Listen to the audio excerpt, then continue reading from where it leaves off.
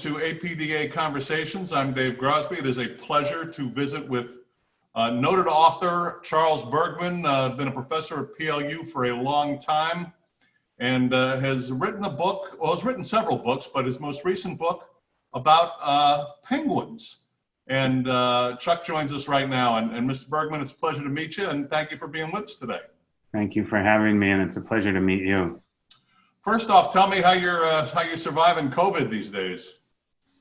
We're doing well. Yeah, we have a nice yard, so I can go into the yard pretty easily, and it doesn't really change much of my life for the most part until I want to go someplace far away like Antarctica, and then I pretty much can't do that. But otherwise, my life is pretty similar to what it normally is, actually.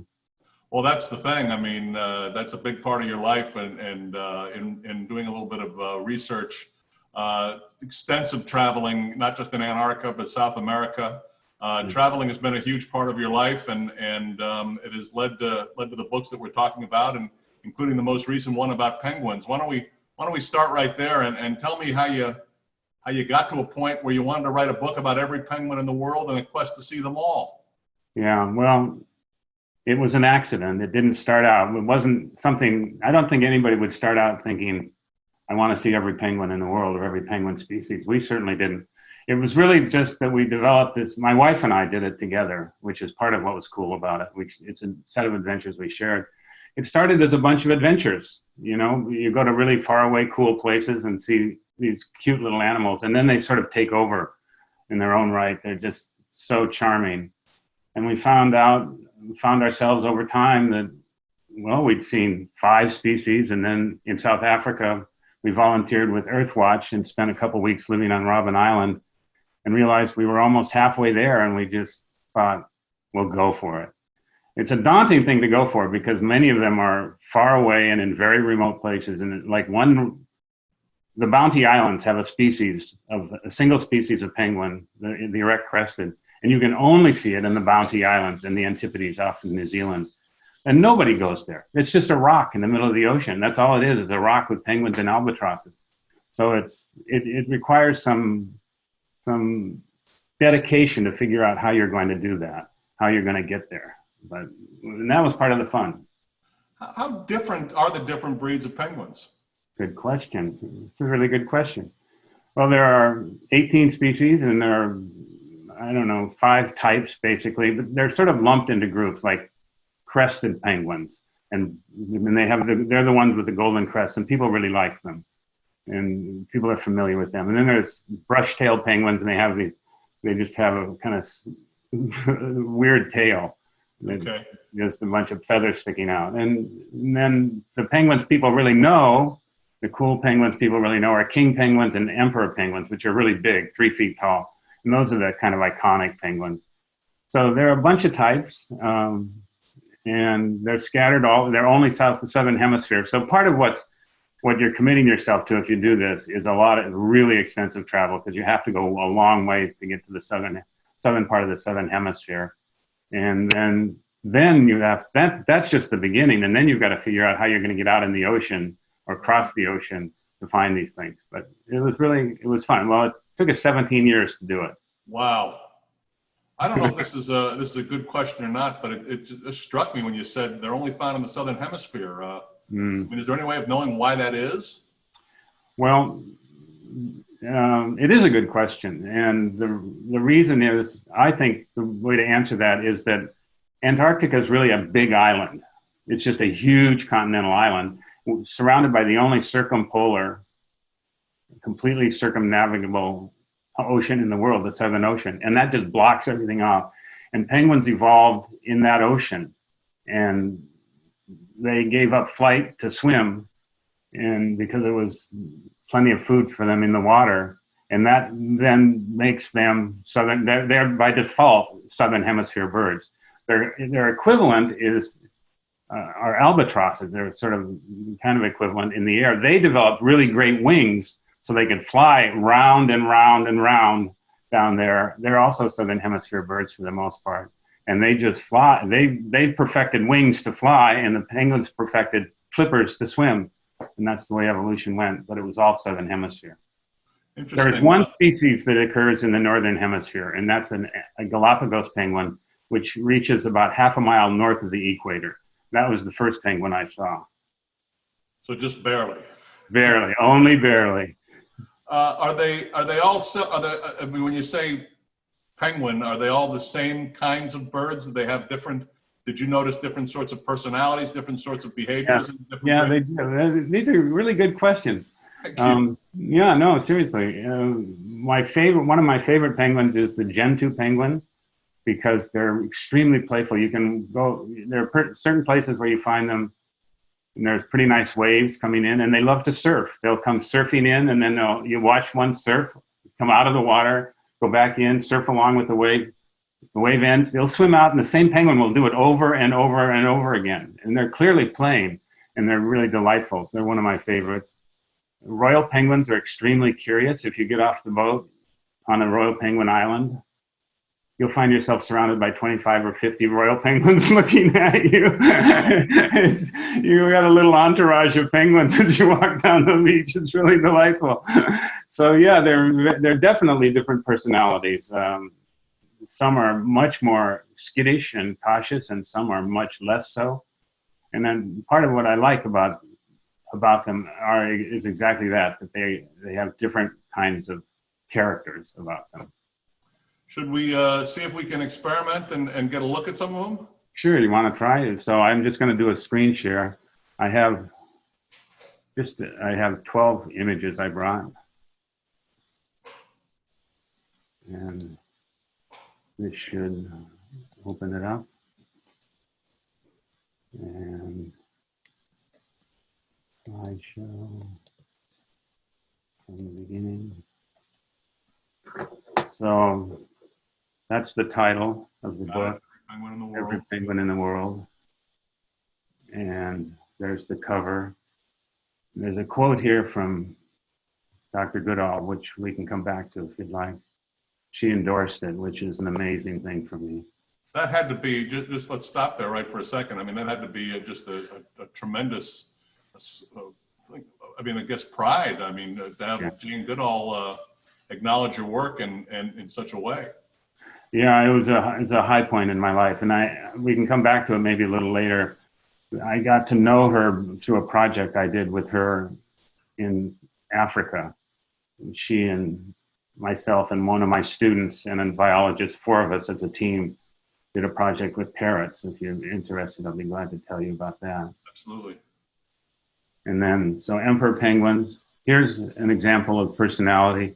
These chicks are just adorable, absolutely adorable. You can see how they seem so expressive and how happy this chick is to have its parent.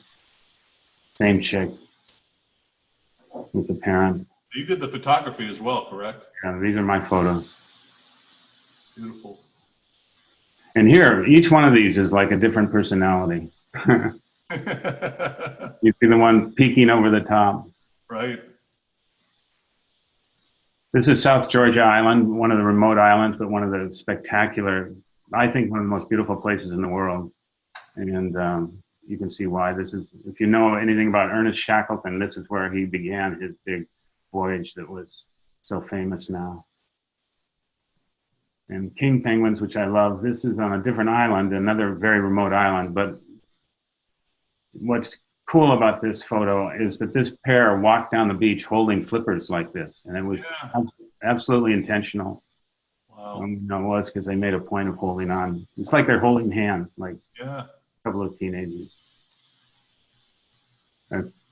Crested penguins, these are Macaroni Penguins, and these are males that have just come back from a winter at sea. The females are already at the nest, and I just love this.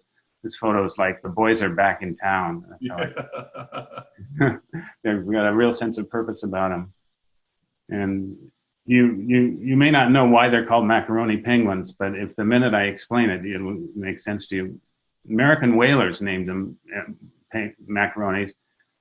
An American in the 19th century who was particularly, shall we say, made a point of his physical appearance a lot, were considered Italianate, and they were called macaronis.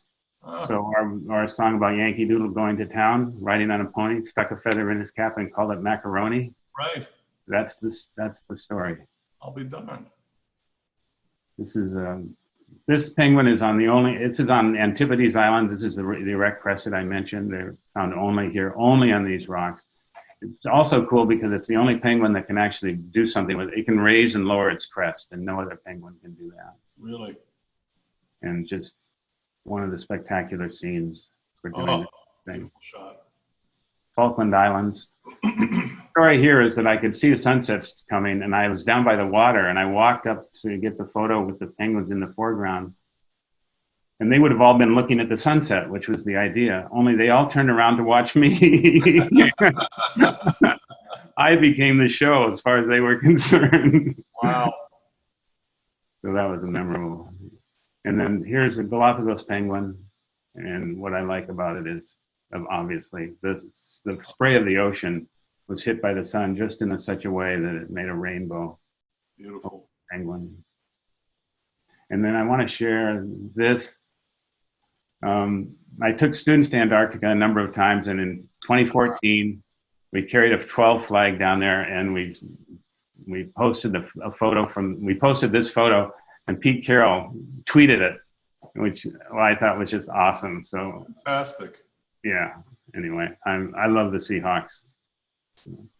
So there you go. Tremendous. I'm coming back to you now. Okay, that was terrific. Who are their enemies? What are the same predators for all penguins? Yeah, pretty much. And the main animal they have a problem with is the leopard seal, which is a long it's a kind of prehistoric looking seal, but it has a big mouth with a lot of teeth, and it likes penguins. And so they have to watch out for them, and killer whales will also take them if they can. Okay. You talked about Jane Goodall, and we mentioned the quote, and we saw the quote, and you said you had a chance to work with her in Africa. Is that correct? Yeah, I've done a lot of work with different animals. I've written about a lot of different animals, and one of them that I really like a lot are parrots. And I've written a lot about them, including in Smithsonian, and in that article, I got to know the president of the World Parrot Trust. And they developed a project in Africa, in Uganda. It was the first time that parrots that had been smuggled out of Africa, and a lot of parrots get smuggled out of Africa, were confiscated in Bulgaria, of all places, and then returned to Africa to be released into the wild. And the World Parrot Trust was doing this, and they asked Jane Goodall and me and a biologist named Roland Martin to do the project. So I got to work very closely with her for the duration of that period. And what began as 200 parrots smuggled out of the country, out of the continent. By the time the release took place, there were only 22 left. So there's a really high mortality. Wow. When animals are smuggled. But we took them out to an island in Lake Victoria, just outside of Entebbe, and had them, it involved kind of a transitional cage and that sort of thing. But she pulled the cord open and the parrots came out. And it was just one of those memorable things. I had dinner with Jane Goodall. What can I say? She's like one of my real heroes. I think she's one of the great humans on the planet right now. She still travels 300 days a year. She's 86 years old. She's on a mission to do what she can to save animals and save the planet. And so it was a really great honor, and that's partly how then I was able to get an endorsement from her, which, as you notice, really people, when they see that's like that's its own achievement with regard to the book, Stands out. Yeah, it does for me as well. So thanks for asking about that. Absolutely. This is APDA Conversations, and I noticed one other thing before we talk about the Parkinson's aspect in your life is that your wife does all this with you. Is she share the same passion, or did she develop the passion as you guys got to know each other better? Well, she's always loved animals, and she's always loved to travel. And I think So she shares the passion. I think that's probably the simple way to put it. I think it's also true that she probably hadn't traveled in quite the same way as I do until she met me. um, so we have a kind of compromise. We may spend 2 weeks out, you know, kind of roughing it in the jungle or something like that. And then we stay in a very nice hotel when we get back out. And then we're both happy. So it works quite Balance well. the scale. Sounds right. Yeah. How did you find out you had Parkinson's? How did it enter your life? Well, actually, it was, I can mark it after I began to notice a tremor in my left hand after, in fact, 2012. And coming back from Antarctica, I hadn't noticed it before. And it's funny, I remember with regard to Antarctica, but it had nothing to do with Antarctica. I just kind of remember that. And so I saw my doctor, and he diagnosed it as an essential tremor. And for about a year, that's what I thought I had, was an essential tremor. And almost by accident, went to a neurologist, saw a neurologist to talk about essential tremor stuff, and they suggested that it was probably Parkinson. So I got diagnosed in 2014, August of 2014, with Parkinson's. And that was kind of, that was a daunting moment. There was, yeah. There's not, the way I actually talk about it a little bit in the book, and I've long felt, and this was one of those moments, that we're all, especially if we age, we're a doctor's visit away from our own mortality, that we can hear at any particular moment some serious news in a doctor's office. And at first I was really sort of stunned by the news. My self-image doesn't involve, I guess you would call it some kind of handicap or something like that. Sure. But the more I thought about it, well, one of the things I did right away is I started reading stuff by Michael J. Fox, and he was an inspiration to me. I really remember that. And I remember him describing himself as happy, and I found that difficult to kind of comprehend, that you wind up with this diagnosis and then call yourself happy. But the strange thing was, after probably 3 or 4 months of transition, I found myself feeling happier than I had maybe in my whole life, which is really bizarre to me. I would not have expected that. And part of it was that the way I feel about it is that in that doctor's office, if you're going to get bad news, there's a lot of worse news you can get than Parkinson's. Right. And that when you get a diagnosis of Parkinson's, you're not getting a death sentence, you're getting a life sentence. And I began to think, what that really means for me is, what am I going to do with this life while I've got this particular condition? How am I going to let that affect me? Or how am I going to go on living this? And that's where penguins came in, because they gave me a real purpose. I really loved that purpose. And it's one of the features of penguins. Well, for example, when I was in South Africa working on African penguins, I was on Robben Island, which is where Nelson Mandela was imprisoned, and that prison is still there. And we worked really closely with the penguins with the biologist. And I read in Nelson Mandela's autobiography, A Long Walk to Freedom, that they had to work on the shorelines. They harvested seaweed, which they sold to Japan. And he describes seeing the penguins. And he describes how they reminded him of foot soldiers marching along off to the ocean, and that they were really comical. And that the prisoners drew comfort and solace from the comedy of the penguins. And people, it's true, there is a lot of solace to find in penguins, of all things. They're charming, they're funny, they're full of life. And they helped me. There's no doubt about it. They really helped me. And I just think anybody who finds themselves with our diagnosis, Parkinson's, really would do well to find things that help you, help how you feel about things. And I found it, and I just stuck with it. I remember a neurologist, I saw multiple opinions, and one of the neurologists I saw was talking about the travel I did, and said, well, you better do it all now, because in 10 years, you're not going to be able to. And I remember, I don't know, this was probably too cocky, but I just said, "Oh yeah, watch me." Watch me. And my current neurologist, whom I really like, is pretty impressed that I do as much traveling as I do. And I have been able to keep it up. And only this COVID thing has stopped us so far.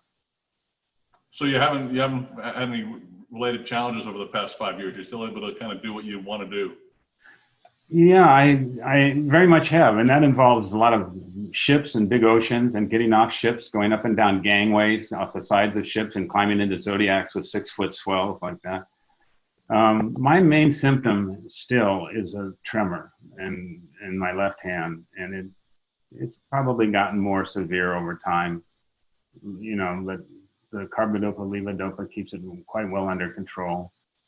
My balance isn't what it once was. I'm much slower when I walk. I'm more deliberate when I walk, but it hasn't stopped me at all, you know, and I really like that about it. And I'm just really grateful that I'm able to keep doing what I'm really liking to do. We'll see how long I can do it. All right, so you've conquered penguins. What's the next mountain? Well, I'm still trying to think about it. I don't have a book project in mind yet. I'm going to do something. I'm sure I'll do another one, but I don't know what it will be. What I loved about the Penguin book is that it didn't begin as a book idea. It began as something we really liked doing. My wife and I liked doing together. And it only emerged as a book idea really almost after it was all done. I realized these are cool stories. I bet people would like them. This just should be a book. And I found people at Sasquatch Publications, Sasquatch Books in Seattle, agreed, and they published it. And I really have loved working with them too. It's been published for about a month. I saw it on Amazon, so I imagine that's the place where the easiest place for people to get it. Easiest place to get it, Amazon, or there are a lot of indie booksellers in town, and Barnes and Noble has it. Amazon's the easiest. And yeah, it's the way I describe it. It's got a lot of photos. It's got 170 photos, and the text is story-driven, fact-friendly, but story-driven. It's not really primarily about facts, though it's got them in there, but it's the stories that I wanted to tell. Still teaching? No, I've retired 3 years ago. I guess 3 years ago. I still have led groups, alumni now. I've led alumni back to South America who wanted to travel with me.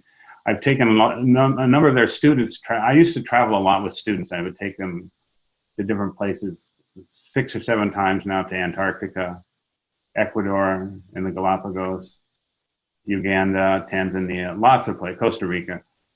And I've taken a lot of students over the years. And so I did an alumni trip, and a lot of parents of students I traveled with came on that. It was really fun. So I've traveled with whole families to different parts of the world. It was great. Terrific. Yeah. This has been APDA Conversations. It's National Parkinson's Awareness Month. Author Charles Bergman, again, the book that is the most recent book that is out right now is about penguins, specifically every penguin in the world, and a quest to see them all, available at Amazon and local bookstores. Chuck, it was a pleasure meeting you. Congratulations on the book, your success, and successfully navigating the turbulency that is Parkinson's disease. Yeah. Thank you for having me, and it's a great pleasure to meet you. I've listened to you on the radio for a long, long time, ever since Groz with Gas days, and your current. I don't know if you're still working. I know you're still doing something for sure, but anyway, it's funny because I heard on the radio that you declared yourself as having Parkinson's, and then found out really almost the next day that we were going to do this interview, and so I'm honored to meet you. Well, likewise, believe me. I mean, this has been a real pleasure, and I appreciate the chance to get to meet you, and hope to get to meet you in person when all this stuff calms down. That would be great. Thanks a lot. Thank you.